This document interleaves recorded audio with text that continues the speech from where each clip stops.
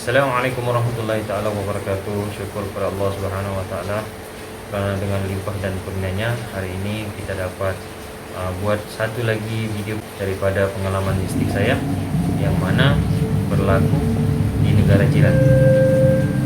Masa itu saya dengan beberapa orang kawan dijemput datang ke satu kampung yang mana kampung tersebut jadi masalah gangguan.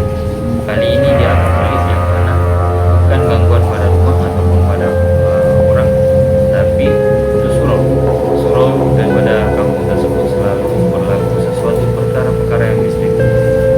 Satu orang lelaki datang berjumpa dengan kami dan kami dapat info bahwa lelaki tersebut adalah seorang ketua kampung. Jadi di sini pada masa itu kami pergi jumpa dengan kawan untuk cerita tentang agama. Alhamdulillah dia datang minta tolong dengan kami. Dari ketua kampung tersebut dia menceritakan apa yang berlaku karena dikatakan sudah masuk 15 tahun mereka tidak melakukan sholat di surau tersebut, dan kampung tersebut adalah bagian pendalaman. Kampungnya agak terpencil sedikit sebab daripada tempat kami untuk ke kampung tersebut perjalanan selama lebih kurang 3 jam. Jadi untuk sampai ke sana tidak ada jalan lain, hanya melalui jalan laut dan menyusuri anak-anak sungai. Jadi dan sungai tersebut dalam semasa perjalanan masuk ke kampung tersebut, sungai tersebut kalau kita masuk ke sungai itu dia ada buaya. Jadi alhamdulillah sampai ke tempat jeti kawasan perkampungan tersebut, kami dimaklumkan surau tersebut berada di atas bukit. Sebenarnya kes ini kami tidak ada rancang untuk mau bermalam. Kami hanya mau datang silaturahmi untuk tolong semana mampu kami. Tapi semua dengan izin Allah Subhanahu wa taala.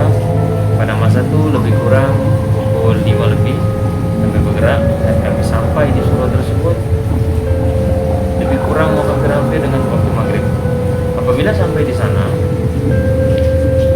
satu perkara pelik yang berlaku, yaitu pertama semasa sampai kami terlihat satu orang tua yang berada di bawah surau.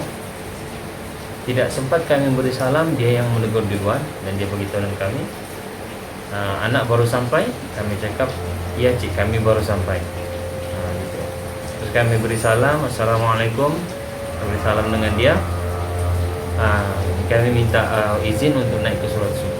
Apabila kami naik ke surau tersebut, satu kawan saya ni dia ada bawa sedikit makanan.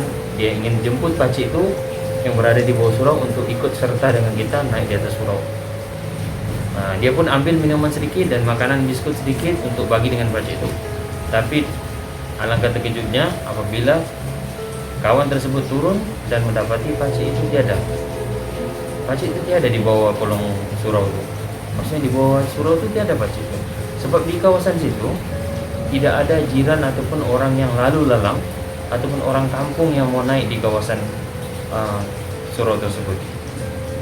Jadi berlaku perkara yang seterusnya pelik, yaitu semasa kami ingin menunaikan sholat maghrib dan sahabat kami ini satu orang dia azan.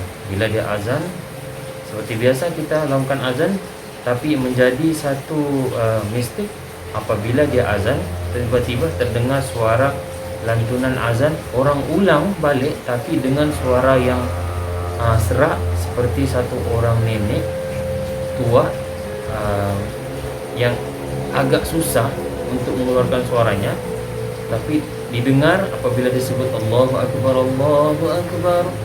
Tiba-tiba suara tu dia ulang balik tapi dengan suara yang garau. Jadi kami sudah paham apa yang berlaku di dalam surau tersebut. Dengan izin Allah kami buat sedikit amalan dan beritahu dengan ketua kampung untuk buat amalan-amalan dalam surau. Selepas itu kami minta izin untuk kami iktikaf lah di surau tersebut.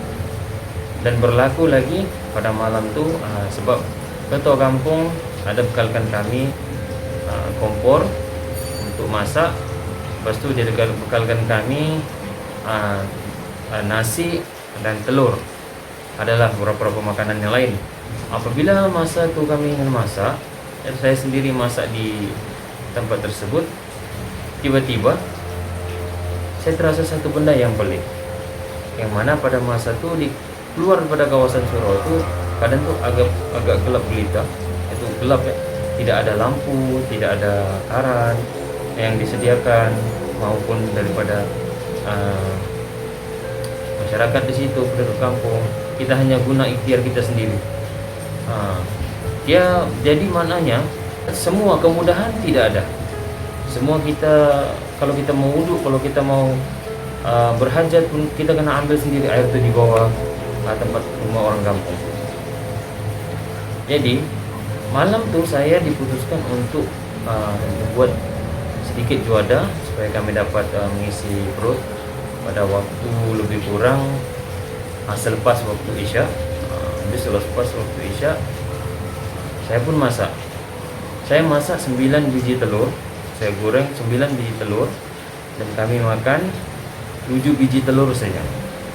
Jadi maknanya ada 2 lagi baki biji telur yang mana tidak ada siapa-siapa sudah yang mau makan. 3 kali saya bagi tahu dengan kawan-kawan siapa mau makan telur yang lebih ini. 1 kali tapi tidak ada suara, dan kali kedua saya pun tidak ada lagi yang bagi respon. Dan saya sebut perkataan yang ketiga, siapa mau makan telur ini, 2 biji ini lagi. Alangkah terkejutnya, semua kuasa Allah dengan izin Allah, tiba-tiba ada satu tangan daripada luar kawasan surau, tiba-tiba ambil telur. Tangan dia panjang, warna hitam, berbulu, kuku dia panjang. Dia ambil 2 biji telur tu terus hilang. Kami terkejut lah. Masa tu kami terkejut. Subhanallah. Jadi perkara yang seterusnya berlaku yaitu selepas kami selesai menunaikan hajat masing-masing, ingin lelapkan mata, akhirnya pada waktu subuh ada beberapa orang hamba Allah, maksudnya saudara saya nih, dia duluan bangun untuk buat sholat tahajud. Dan dia kejutkan kami semua. Selepas itu dia kejutkan kami. Daripada kami 7 orang tiba-tiba menjadi 9 orang.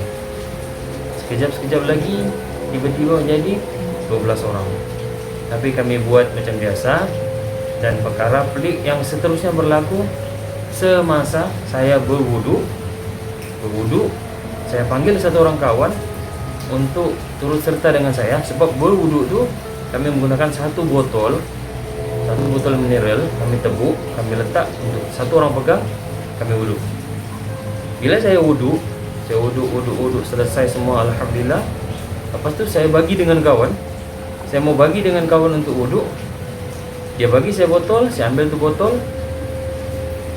Dia hanya keluarkan perkataan gitu. Macam dia bagi isyarat, mungkin macam sekejap, sebentar. Jadi saya tunggu. Beberapa saat kemudian, tiba-tiba saya terdengar satu orang kawan saya turun daripada tangga surau itu untuk turun ke bawah. Bila saya toleh, saya amat terkejut. Kenapa saya terkejut? Sebab kawan yang sama-sama saya wudu pada masa itu baru turun tangga dari atas. Sedangkan kawan sama-sama saya wudu itu lebih kurang dalam 10 menit. Saya menjadi heran, siapa yang temankan saya berwudu pada masa itu.